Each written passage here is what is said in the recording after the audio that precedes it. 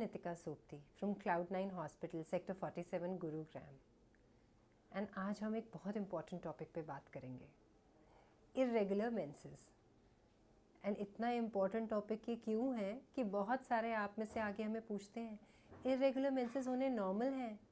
Irregular menses है तो can I get pregnant? इसका कोई बॉडी पे इफ़ेक्ट तो नहीं है? इसकी वजह से मेरा वेट तो नहीं बढ़ रहा है? You know, there are so many questions in your mind just relating to your menstrual cycle. तो वो कैसे आंसर होंगे, तो वो कैसे आपको जवाब मिलेंगे? I am sure by the end of this talk at least आपको कुछ आइडिया हो जाएगा कि किस साइकिल को हम इरेगुलर कहेंगे और वो कौन सा ऐसा टाइम है when you should definitely come and see your doctor. Irregular menses को हम तब कहा जाता है अगर हमारी साइकिल लेंथ जो है वो बिल्कुल चेंज हो जाती है। वैसे मेंस्ट्रुएशन एक बहुत ही रेगुलेटेड फिजियोलॉजिकल प्रोसेस है and regulated by the hormones जो हमारे ब्रेन में हाइपोथैलेमस और पिट्यूटरी ग्लैंड्स हैं जो वो सिक्रीट करते हैं। और वो क्या सिक्रीट करते हैं? वो ओवरीज पे जो हार्मोन काम करेंगे और ओवरीज एस्ट्रोजन प्रोजेस्टेरोन रिलीज करेंगी तो वो उसकी रेगुलेशन को एक्चुअली गवर्न करते हैं। और imbalance between this estrogen and progesterone हमारी साइकिल की रेगुलरिटी को मेंटेन करके रखता है। अब हमें कब कहेंगे कि इरेगुलर है? The normal cycle length you all know is about 28 days, but any cycle if it is less than 21 days and more than 35 days, and अभी कुछ रिसेंट स्टडीज़ में तो हमने उसको 42 days भी बोल दिया है, तभी हम अब नॉर्मल मानेंगे। अदरवाइज 21 to 35 to 42 ये सब नॉर्मल है। अगर आपको 40 days में भी आ जाता है, 36 days में भी आ रहा है, उसको कभी भी मत कहिए इरेगुलर। और दूसरी चीज़, कब कब होती है ये? लाइफ के हर रिप्रोडक्टिव फेज में इरेगुलर साइकिल हो सकती है। Puberty generally starts around 10 to 16 years and ये menstruation continues up to menopause, that is up to 60 years। 60 थोड़ा ज़्यादा हो गया, 55 कहेंगे। किसी किसी को हमने रेयरली डेफिनेशन में 60 कहते हैं, but in an Indian female I think 45 to 55 is a good age for menopause. अब ये इरेगुलरिटी जो है प्यूबर्टी में थोड़े साल तक चल सकती है because your body is going a lot of change. And जब बॉडी बहुत वेट लूज़ करती है या गेन करती है तब भी मेंस्ट्रुअल साइकिल थोड़ी सी इरेगुलर हो सकती है। और प्यूबर्टी के टाइम पे थोड़े से साल लग सकते हैं इस रेगुलराइजेशन के लिए। बट अगर आपको कुछ डेफिनेट साइंस एंड सिम्टम्स हैं, कुछ डेफिनेट मेंस्ट्रुएशन डिसऑर्डर्स हैं, then you definitely need to come and सी।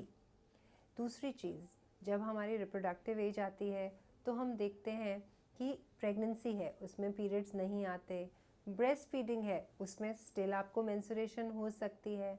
फिर पेरीमेनोपॉजल एज ग्रुप, पीरियड्स बंद होने से पहले का टाइम है, उस समय में भी ये साइकिल्स इरेगुलर हो जाती हैं। पर हमें उस समय पे भी ध्यान रखना है कि इरेगुलर साइकिल्स अगर हैं भी 40-45 पे, अगर वो हैवी नहीं है तो ज़्यादा फिक्र नहीं करिए। Of course you need to come and see us, but you don't have to worry about it. But a heavy cycle really needs to be tackled. तो इसलिए कौन से मेंस्ट्रुएशन डिसऑर्डर्स हैं ये तो हमें पता हो। पहला most important, pre menstrual syndrome.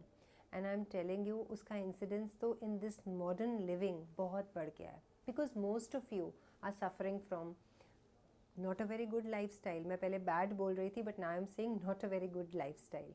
So that has added on to this dysmenorrhoea which is the second one. Third, abnormal uterine bleeding. Fourth, आपकी लाइट या हैवी ब्लीडिंग। एंड फिफ्थ, एक ऐसा प्री मेंस्ट्रुअल डिसऑर्डर होता है जिसको हम PMDD कहते हैं, जिसके बारे में we don't talk about much, but just I thought as an information you as a woman should know that there is a very small percentage of women जो इस पीरियड्स के दौरान इतना डिस्फोरिक हो जाती हैं कि उनको एक्चुअली साइकेट्रिक हेल्प भी चाहिए होती है। We don't talk about it my dear, but it's a very very important part which we should know and we should try to evaluate and help our own friends and colleagues if by chance they have it. So ये सारे आपके most important menstrual disorders हैं जिसमें से abnormal uterine bleeding जो है वो अगर हो तो आप immediately अपने डॉक्टर के पास आइए। क्या वो मतलब? अगर आपको पीरियड 21 डेज से पहले आ रहा है या आपको पीरियड 3 months तक नहीं आया है, thirdly, अगर आपको intermenstrual bleeding हो रही है या bleeding after intercourse हो रही है या bleeding after attaining menopause, मतलब 1 year तक आपको period नहीं आया था 50 या 45 के बाद and फिर suddenly आने लग गया, please come and show us. Another important point, अगर आपको bleeding last कर रही है for more than 8-9 days, please come and show.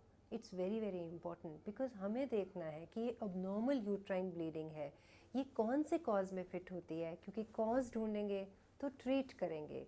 तो क्या causes होते हैं? इसके causes जो हैं वो पहला foremost cause है hormonal imbalance.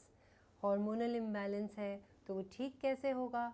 Hormonal imbalance most probably तो आपके lifestyle से about 50% tackle हो जाएगा. पर दूसरा इम्पॉर्टेंट चीज़ क्या है, कभी कभी जेनेटिक फैक्टर्स भी होते हैं. Everything we don't want to blame on your lifestyle, but that also we will see. Third is polycystic ovarian syndrome, about which we keep talking and वो हमारी टैगलाइन सी बन गई है. Let me tell you, polycystic ovarian disease बहुत common है, but still सिर्फ 15% to 20% में ही है. अभी भी अबाउट 100 में से 85 लोग हैं जिनको नहीं है 85 women, तो फिर उतना ज़्यादा कॉमन भी हम नहीं बार बार बोल के उसको करें.